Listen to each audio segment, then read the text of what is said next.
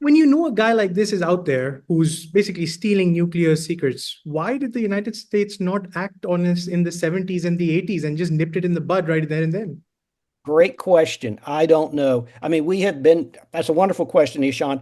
I mean, I'm not trying to make excuses, but we were horribly distracted with what was going on in Latin America and Afghanistan, Hmm. and we only have so much resources. You may imagine that the CIA is all powerful and all seen, wonderful, that's great, but in fact, we have limited resources.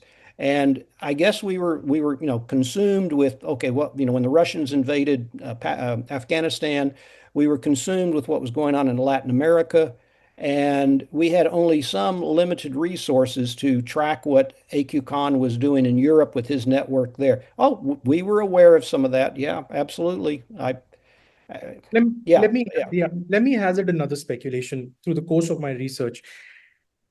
Saudi Arabia also bankrolled Pakistan's nuclear project, right? I mean, they went to the extent where they also assured Pakistan that they will give them like what 50,000 odd barrels of oil in case Pakistan had to detonate a bomb in response to India's nuclear testing, right?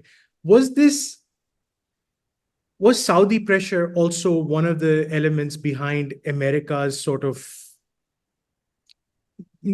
lack of action against AQ Khan? No, no, I don't think so. I think it was much simpler than that. Okay. It was simply that we didn't attribute or didn't allocate the resources to track that. Really, when I was first overseas, but even before I went overseas, we didn't have this concept of counterproliferation. We had something called tech transfer, and that meant where Russia was acquiring high technology goods through various front companies in order to perfect their submarines, their missiles, et cetera, et cetera. It was really only in the 90s, the early 90s, that suddenly we woke up and thought, there's a lot of these countries, what I call the wannabes. They want to be a nuclear power that are trying to do this. And so we started looking at, countries like Iran, countries like Libya, other South countries. Africa. Yeah. Well, Pakistan already had it. So, I mean, we Yeah. knew that. Yeah. Um, Absolutely. so, I fast forwarded a lot. We'll come back to that, but I want to now go back to the file comes to you on the desk that, all right, go ahead, Mr. Lawler, infiltrate the Iranian nuclear program. How do you start something off like that? well, again, I had that concept of the trust, or that's Yes, what Dzerzhinsky's operation was called, the trust. right. So we, like I said, created these companies overseas, these entities overseas, and we took contact with some of the Iranian folks. But at the time, believe it or not, countries have financial issues. They go through budget problems, just like anybody else.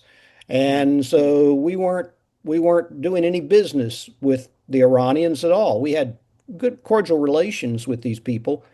But then, through a stroke of analytical brilliance, some colleagues of mine came to me with the evidence that, in fact, Dr. Khan was guilty of outward proliferation. And so, through a number of operational moves that I orchestrated, we were able to get contact with them in a non alerting fashion. And they perceived us as suppliers, which we were. And so they basically, the field of dreams, we created the playing field and the people came. And so suddenly we were deep inside the con network. I'm not going to let you go off so easily, Mr. Lawler. Please explain how did you manage to get Urs dinner? I can't really comment on that, or I'm not permitted to comment on that. So, Even after 20 odd years of this.